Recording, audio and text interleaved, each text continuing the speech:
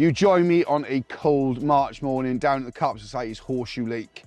And very quickly, I just want to go through my late winter, early spring tactics on venues such as these. Now, for many, many years, everyone's gone spring singles, and throwing out PVA bags and everything like that is a great spring tactic, and of that there is no doubt.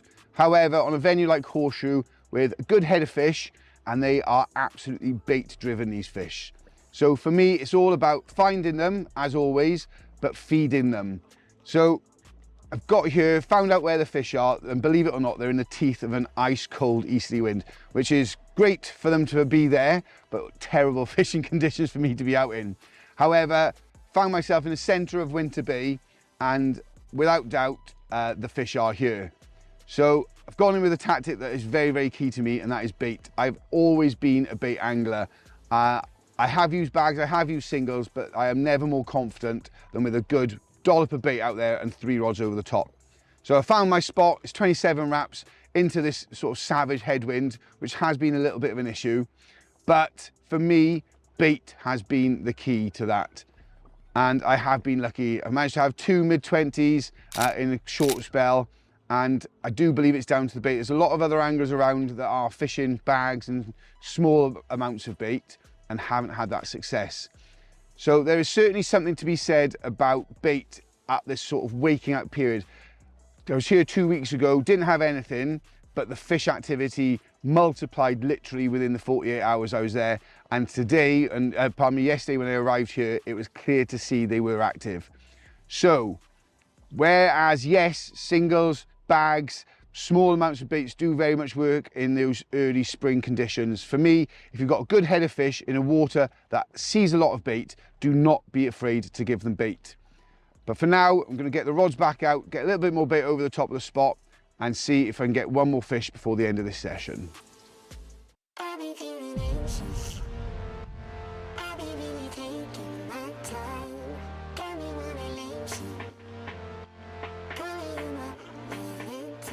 Now, for me, this time of year again, I've still sort of picking and choosing where I'm going to be with regards bait. So for me, a mix like this, what I like to call a cocktail bait mix, where it's got a load of bits and pieces in, allows the fish to pick and choose what they want to eat. So for me, the last 18 months, probably 2 years, naturals have played a huge, huge part of my bait armory as and where I'm allowed to use them. So things such as chopworm, maggot, feature in nearly every single mix if I'm allowed to use them on the venue, obviously specifically. But here as well, I know how much they love particle foods. So I got things such as pellets and hemp, corn, little 8mm boilies, all mixed up into that single mix. And what this allows to do is create a carpet feed scenario. I believe in this venue, from my little bit of knowledge on here, they are very much pack fish. Where there's, say, 800, 1,000 carp, I think they move around in packs like 20, 30 at a time. And I think the longer you can keep them occupied in that area is where you can build bites and build hits of fish. So yeah, again, as I said, for bait, this early sort of spring, late winter, for me, it's about putting a lot of food down there of different types that allow the fish to then pick and choose what they want, whether they're going to be on the naturals, whether they're going to be on the boilies, whether they're going to be on pellets, or whether there's a fish that just likes absolutely everything. That cocktail approach is a deadly one at this time of year, when the fish are still coming out of the sort of cold phases where naturals work really well and getting onto that boily phase. So giving them a good plethora of baits, attractors, flavors, a little bit of movement from the naturals as well is absolutely deadly.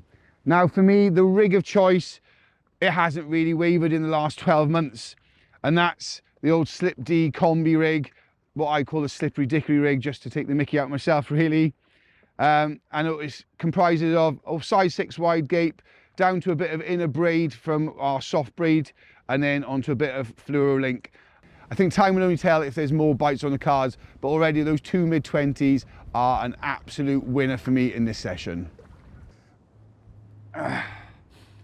Well, if there was ever a need for proof in the pudding of finding them and giving them some bait, this 28-pounder, a third linear of the session. These fish in Horseshoe are outrageous. Massive paddle, caused me an absolute 2 and 8 at the rod tips.